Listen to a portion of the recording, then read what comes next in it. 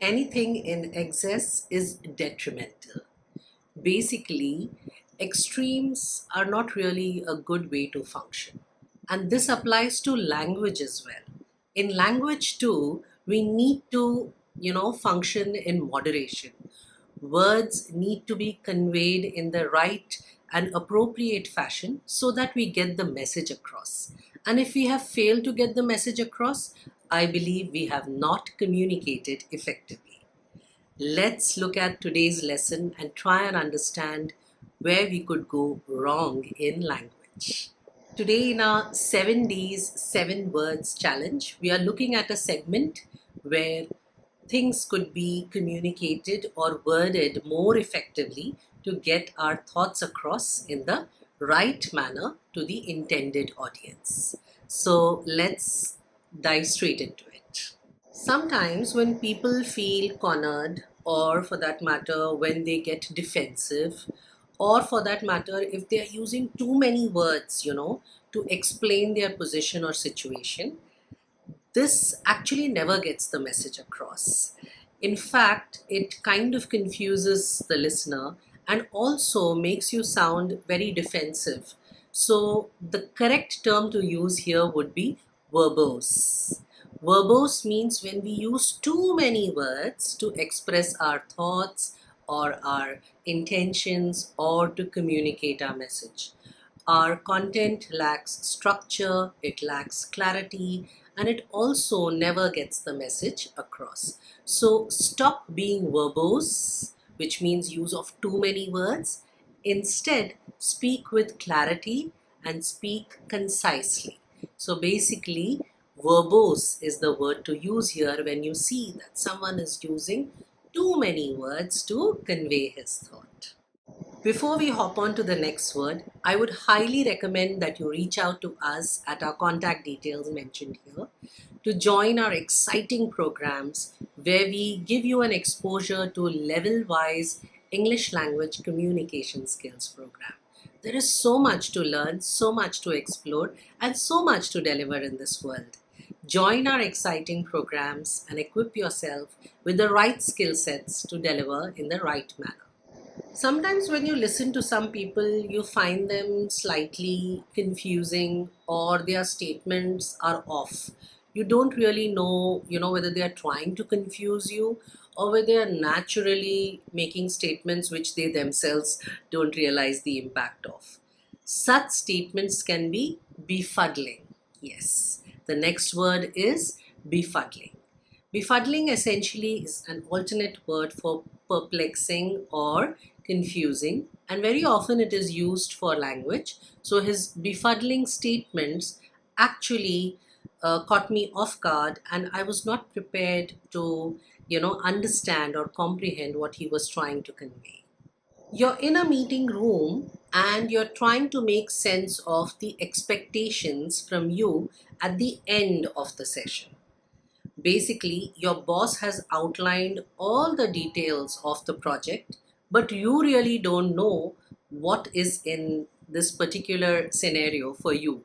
So, what is it that is expected out of you when it's not clear? That is known as obscure.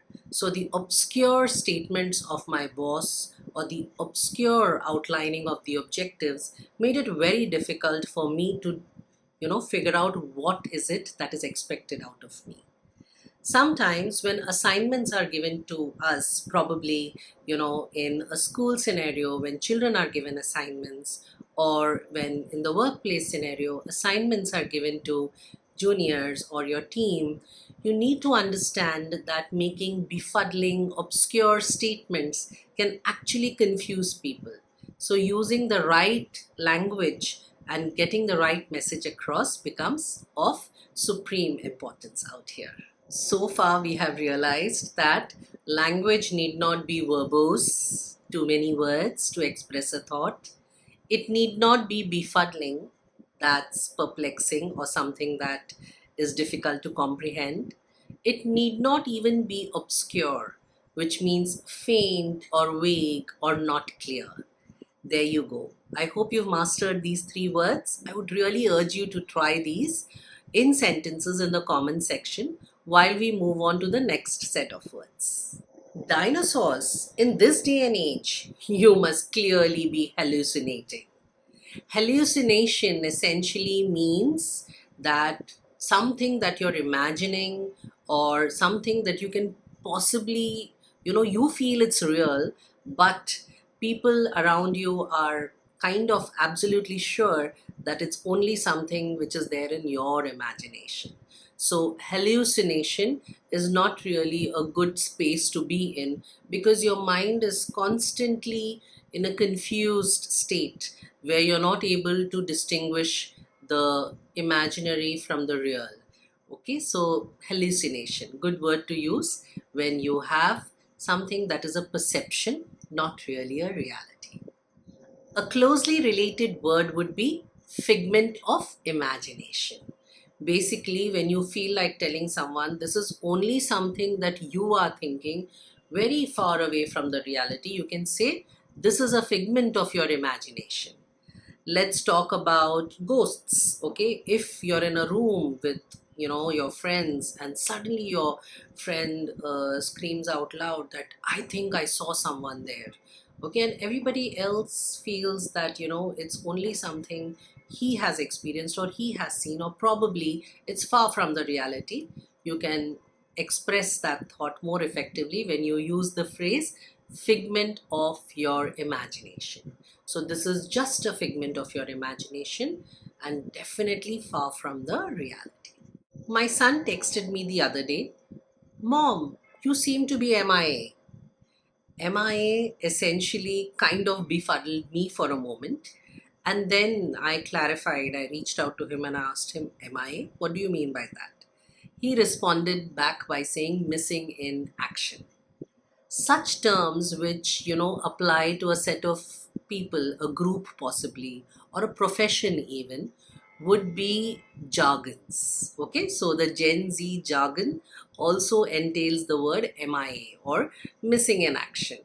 Certain words which apply to certain professions, for example, if I say the word gag order, so gag order is a word which is a legal jargon and it applies to the legal world or the legal framework where you restrict someone for speaking on a particular topic in the public forum because you don't want that to influence the outcome of the trial which is possibly in the pipeline. So basically, gag order would be a very legal jargon and may not be, something which people often use in their general usage. So such terms, okay, which are kind of unofficial slangs for a particular group or a particular profession, those are known as jargons. And we looked at two today. One was for the Gen Z, which is MIA. Okay, I find it quite usable actually, missing in action. And the other one is gag order. Gag order is when you don't want people to speak up or have kind of a public trial or a media trial on a particular subject because you don't want to influence the ultimate verdict, so you restrict people from speaking on that subject as it is sub judice. So jargons are words restricted to groups or professions, and we don't really easily understand them unless we associate with them and actually try and understand them better. If you're in a meeting room and your senior just announced that we should all collaborate on this assignment and we should have great, cross functional mechanism of delivering this particular outcome, and cut to when you are actually delivering it on the shop floor, you observe that your senior is holding on to a lot of critical information or details which might be important to the other team also to deliver their outcomes. Such a situation is kind of conflicting. In fact, you're vacillating between trying to understand what is the real scenario, what is the real deal, or what is the expectation.